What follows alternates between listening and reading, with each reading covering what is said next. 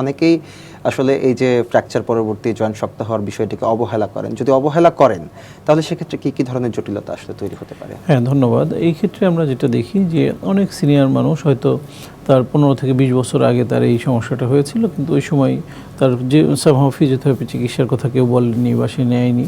আস্তে আস্তে ওই জিনিসটা জমাট বেঁধে যে ওই ফাংশনাল ডিসএবিলিটি তৈরি হয়, যে তার যে হাত দিয়ে স্বাভাবিক কাজ করার কথা ছিল সে করতে পারছে না, তার একটা জায়গায় যেই জয়েন্টটা জমাট বেঁধে আছে।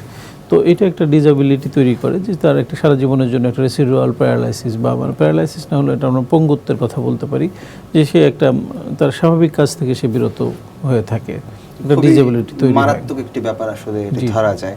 স্যার আরেকটু জানতে চাই, সেটা হচ্ছে যে কোনো বয়স্ক রোগীর ক্ষেত্রে যদি এই ধরনের সমস্যা তৈরি হয় তাহলে কি বিষয়টা আরও মারাত্মক হতে পারে? হ্যাঁ, নিশ্চয়ই। বয়স্কদের ক্ষেত্রে আমরা দেখি যে এমনিতেই একটা সার্টেন এজ, যেমন আমরা বলি 50 বা 60 ঊর্ধ্ব মানুষদের ক্ষেত্রে হাড়ের যে গঠন সেটা কিন্তু ক্ষয় হতে থাকে। তো ওই সময় যে জোড়া লাগাটাও কিন্তু কঠিন হয় এবং বোনসগুলো অস্টিওপোরোটিক হয়ে যায়, যেটা হাড়ের যে ডেনসিটি থাকে ভিতরে সেই ডেনসিটিগুলো কমে যেতে থাকে।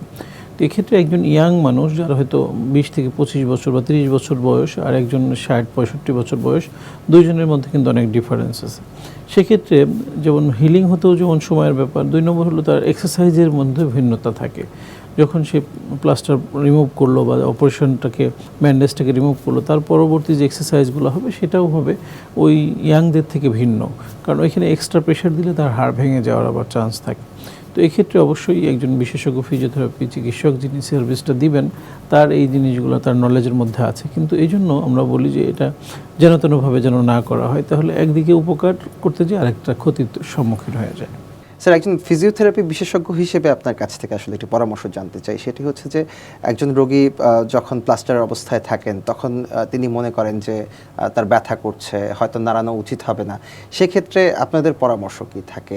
নাড়ানো আসলে কতটুকু নিরাপদ বলে মনে করেন? হ্যাঁ, ধন্যবাদ। আমরা যেটা বলি যে যে অংশটুকু প্লাস্টার করা সেই জায়গাটা তো মুভ করাই যাবে না, সেটা করলে তো হিলিং হবে না, জোড়া লাগবে না। কিন্তু তার উপরের অংশ বা নিচের অংশ, যেটাকে আমরা বলি প্রক্সিমাল এবং ডিস্টাল পার্ট, সেইখানে অবশ্যই এক্সারসাইজ বা করতে হবে, মুভমেন্ট করতে হবে। তাহলে হবে কি ব্লাড সার্কুলেশনটা ঠিক থাকবে, তার হিলিংটা প্রসেসটা ত্বরান্বিত হবে।